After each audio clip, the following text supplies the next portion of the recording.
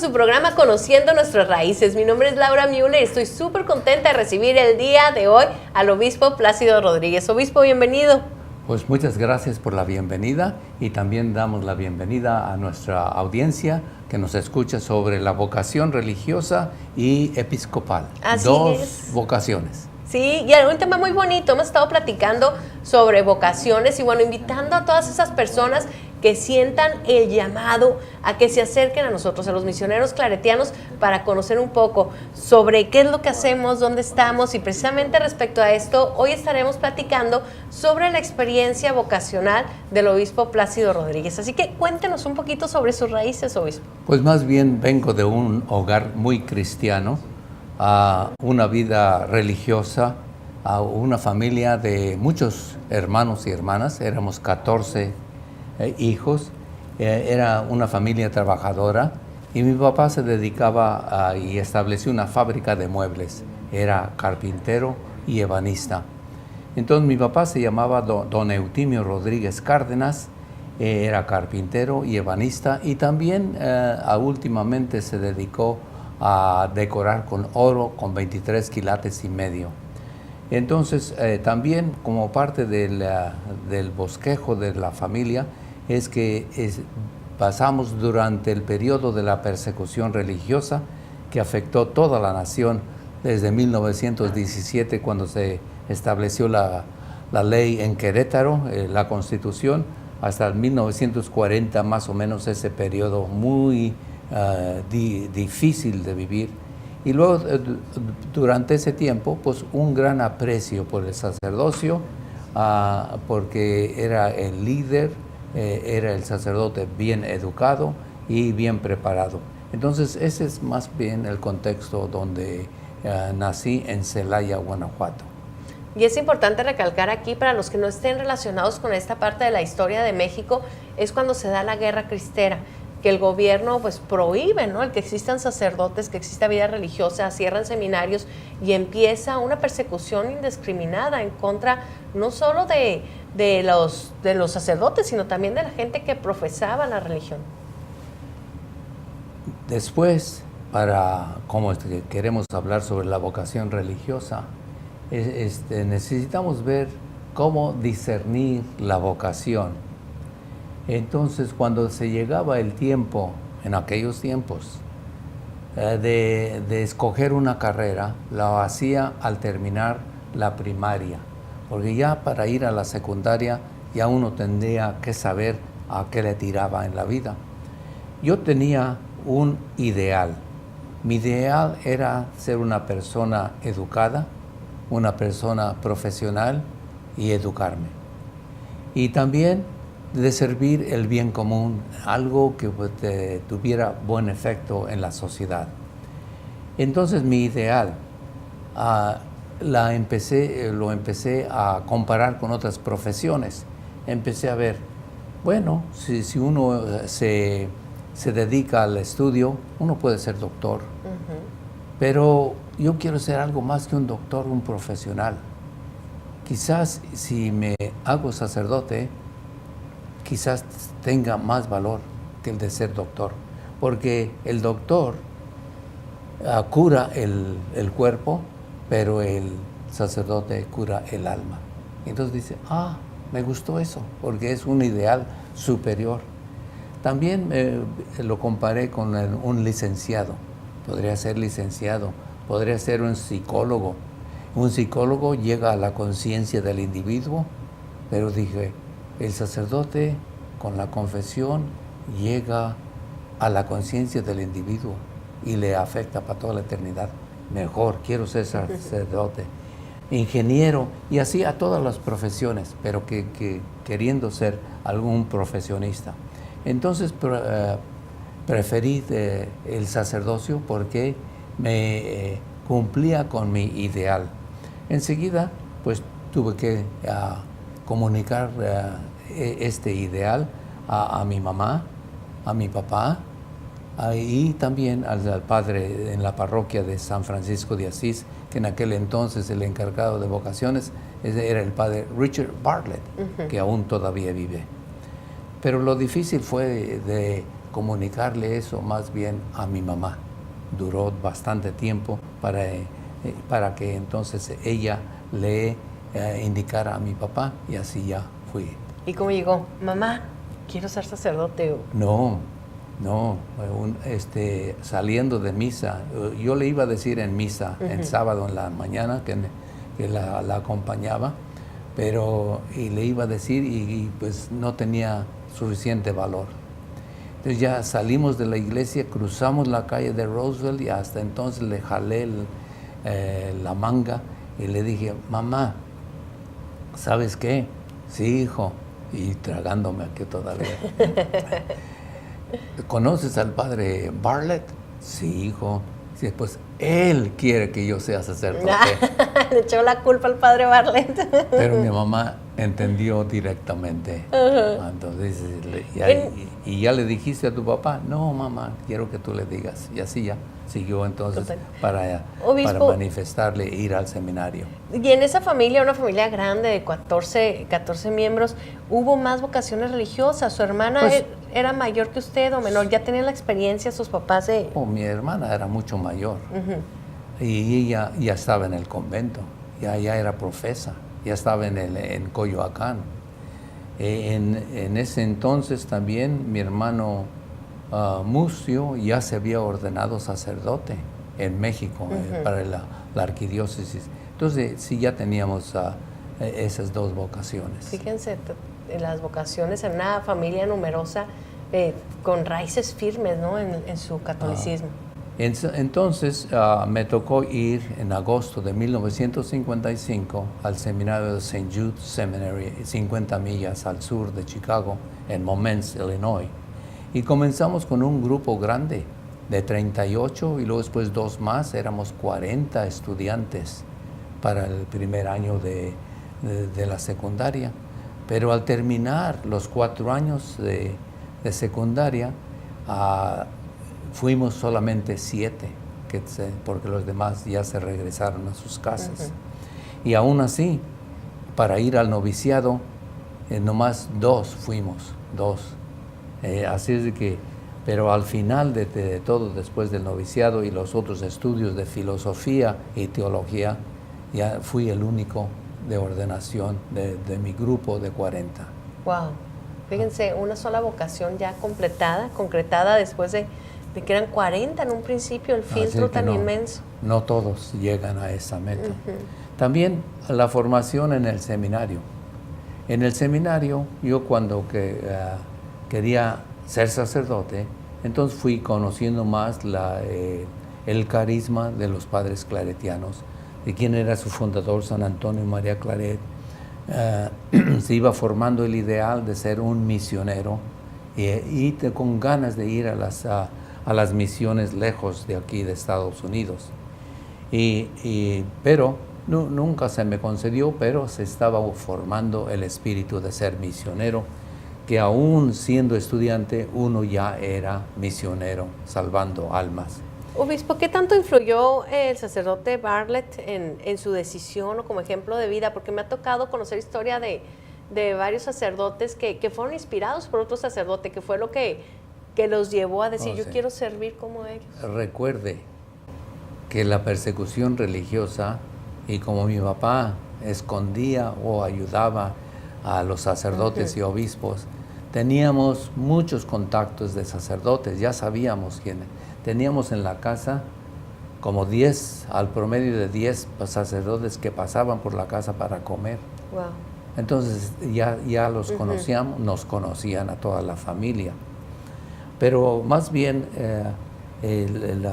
los claretianos ya estaban en Celaya, Guanajuato, ya los conocíamos. Okay. Había un padre claretiano que todos los miércoles venía a jugar ajedrez con mi papá. Me acuerdo, cada miércoles fielmente a las 2 ya estaba ahí.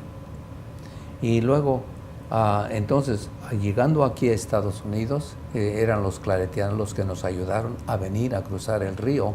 Y entonces, aquí es donde me di cuenta que los claretianos habían cruzado el río en 1902, con eso de la persecución religiosa. Así es de que tanto ellos como nosotros estábamos alejándonos de la persecución religiosa, refugiándonos lejos.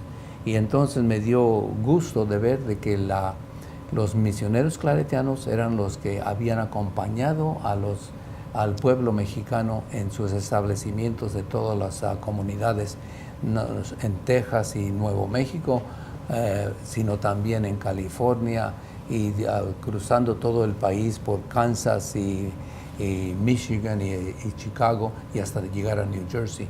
Todos los misioneros claretianos eran los que nos acompañaron y yo quería entonces acompañar o seguir en el mismo plan de servicio ministerial aquí en Estados Unidos, así como los padres claretianos. Qué bonito y qué bonita historia. Así que ese fue el vínculo con los misioneros claretianos. ¿A dónde fue usted al seminario St. Jude? ¿Era un seminario claretiano o era un seminario general? No, seminario claretiano, sí, sí, y estaba bajo el patrocinio de San Judas Tadeo, y como los claretianos establecieron la devoción a San Judas Tadeo, era fácil, y de ahí mismo también ver la Liga de Policías de Chicago, también de San Judas. Hice mi primera profesión como misionero claretiano el día 8 de septiembre de 1960, allá en Compton, California. Entonces eso ya hace 57 años. Fui ordenado sacerdote el 23 de mayo de 1968, o que equivale ya a los 49 años. Y entonces el próximo mayo me toca entonces ya celebrar los 50.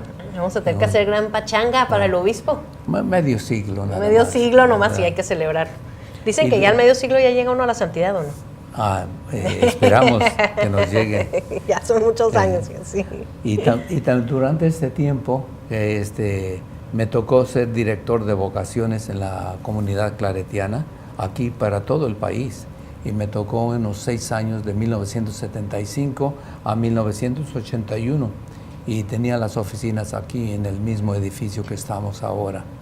Y entonces me dio oportunidad para saber qué es lo que se necesita, y podemos hablar después, qué es el significado de discernir la vocación, cómo se va uno mejorando de saber la voluntad de Dios sobre su vida, cómo llegar a esa felicidad. Y entonces sí, ya tenemos ciertos ejemplos, ciertas historias de seminaristas y sacerdotes que han llegado a su meta, y podemos compartir mucho de eso, lo que significa el discernir esa vocación. También alguien más, pero ya no me tocó a mí, discernir la otra vocación. La otra vocación es de ser obispo, episcopal. Ese ya viene por decisión del Papa, nombramiento de él, que con la ayuda de otros han discernido que esa capacidad para ser obispo en la Iglesia Católica. Obispo quiere decir sucesor de los apóstoles, quiere decir ser uno de los 12 apóstoles y ser ese pastor que guía a las ovejas, así como el Papa Francisco, que nos dice que hay que oler a oveja para estar cerca de su rebaño. Entonces me tocó, fui nombrado obispo en 1983 y hasta esta fecha siendo obispo. Pero estuve aquí como auxiliar en Chicago desde 1983 hasta el 1944, 11 años. Enseguida el Papa Juan Pablo II se dignó a nombrarme obispo titular de Lubbock, en Texas, así es de que desde 1994 hasta el 2016, así que por 22 años en Texas. Y entonces sí, ya vemos que esta vocación de obispo no es una vocación, no es un rango que uno anda buscando, sino que más bien viene desde el Evangelio. Si se fijan y cuando lean el Evangelio de nuevo, Sí. de que es el Señor Jesús el que ve al discípulo y lo llama. No es al contrario de que el discípulo vio a Jesús y él fue y lo eligió. No. Y hasta Jesús lo hizo más claro, después le dijo, yo los elegí, ustedes no me eligieron. Así es de que en esa forma misteriosa de que en 1983 me llegó esa llamada, a ese privilegio de ser obispo, sucesor de los apóstoles, pero sirviendo en Chicago y luego después en Lubbock, en Texas, y ahora ya en la jubilación seguir mi trabajo aquí con la comunidad misionera claretiana, y queremos ver ahora cómo es de que podemos ayudar con las vocaciones, podemos ayudar con las vocaciones. Qué bonita historia, obispo. Muchísimas gracias por compartirnos lo que ha sido su vida. Yo me gustaría que nos contara, no sé, a veces creo que mucha gente dice, es que sintió el llamado, o esperan que Dios les hable, o piden, dame una señal. ¿Existe tal cosa? ¿Usted en algún momento pidió una señal, o en algún momento, porque yo sé que pues también una vocación es difícil, ¿no? Yo supongo que como el matrimonio, como el celibato, pues llegan momentos de que se puede llegar a un desierto espiritual. ¿Y cuál ha sido su salida? ¿Cuál ha sido la señal o cuál ha sido la base para mantenerse dentro de esto? Bueno, pues podemos ver así como conclusión de todo este relato mío, podemos ver que Dios llama, Dios habla, y escuchas para dirigirnos por el camino de la vida. Eso es obvio, ¿verdad? Pero hay que poner atención y estar atento. Dios busca también nuestra felicidad. A veces pensamos que nosotros somos los únicos que sabemos cuál es nuestra felicidad. Es más bien alguien más desde arriba que nos cuida y busca nuestra felicidad, porque todos nos la prometen, ¿verdad? Tanto los trabajos, la vida social, todo eso nos promete la felicidad, pero más bien es Dios quien lo cumple. El sacerdocio, vi además el sacerdocio como una profesión que es llena de satisfacción y te trae la felicidad, no solamente para uno mismo que la va desarrollando, pero también le da mucha felicidad a muchas personas en la vida, grandes y chicos, y en todos momentos se ve esa gran felicidad. Y entonces hay que tener a través de la oración un cierto